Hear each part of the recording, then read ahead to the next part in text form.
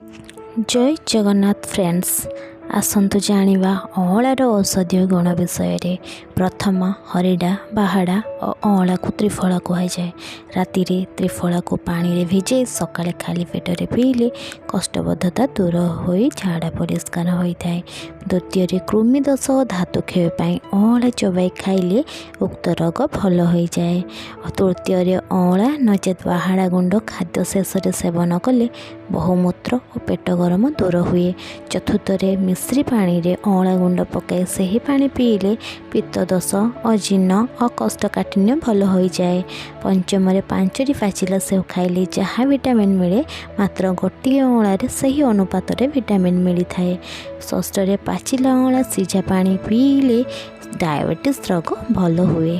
सप्तम नियमित अँला रस खाइले कर्कट रोग भली असाध्य रोग को केतेकांश उपशम करि थाए। थैंक यू संग माने।